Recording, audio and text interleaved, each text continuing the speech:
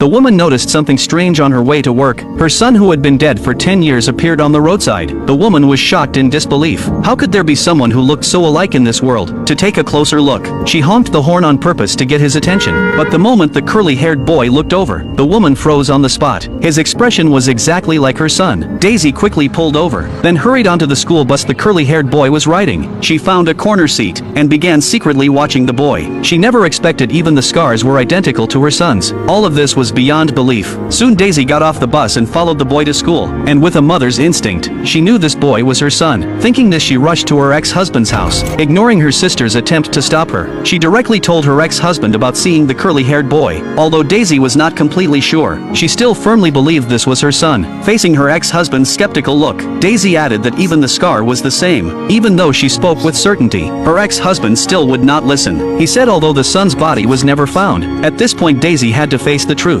Hearing this, Daisy helplessly walked out the door, but she did not give up. Instead, she went to the police for help, saying someone kidnapped her son. But after listening, the police pulled out old records, saying even without finding the body, the evidence was enough to close the case. Seeing Daisy would not let go, the police had no choice but to agree to keep investigating. But Daisy knew they were just brushing her off. She realized she had to rely on herself, so she planned to uncover the truth on her own. Soon Daisy went to the boys' school to keep watch. When the boy walked out after class, Daisy rushed forward wanting to ask questions, but suddenly the boy's father came to pick him up. Daisy quickly turned away, to keep the father from noticing anything unusual. Then Daisy followed the father and son to a villa. She took photos with her phone to note the address, and began searching on her own. First, Daisy pulled out old photos with her son. She cut her hair short to look like she did in the pictures. Later, she found out the boys' school was hiring teachers. She thought it was the perfect chance to get closer to the boy, so she immediately applied for an interview. Luckily, Daisy was best at teaching music. Before long, she got the job, and became the boy's teacher. Soon Daisy learned the boy had grown up without a mother,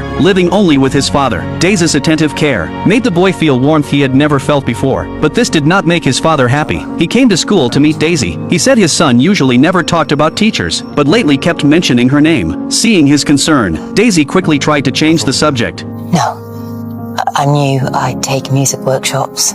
Daisy said the boy should focus on developing his musical gift, but his father felt it was a waste of study time, so he rejected Daisy's suggestion. But Daisy would not give up so easily. That night she went straight to the boy's house. Before the father could object, Daisy walked inside. The man suddenly felt uneasy. He looked around to make sure no one was nearby. By then Daisy had entered the boy's bedroom. She saw her son playing piano with focus, so the father did not press further. But Daisy noticed something. There were no childhood photos of the boy, and even the boy did not know why. He guessed it might be because his dad's job kept moving them, and the photos got lost. But Daisy thought differently. She believed it was not that simple. Then Daisy walked into the bathroom. Maybe she could find something new there. But when she picked up the boy's toothbrush, she hesitated. She had planned to use it for a DNA test, but worried it would ruin the peace they had now. While she wavered, the man came in. He handed Daisy cash, saying the lesson was over, and told her never to come uninvited again. Daisy said nothing. She picked up her things and left the house. The next day at school, Daisy met the boy. She wanted him to talk to his dad, but the boy said he would never come back to school, because his dad was moving again.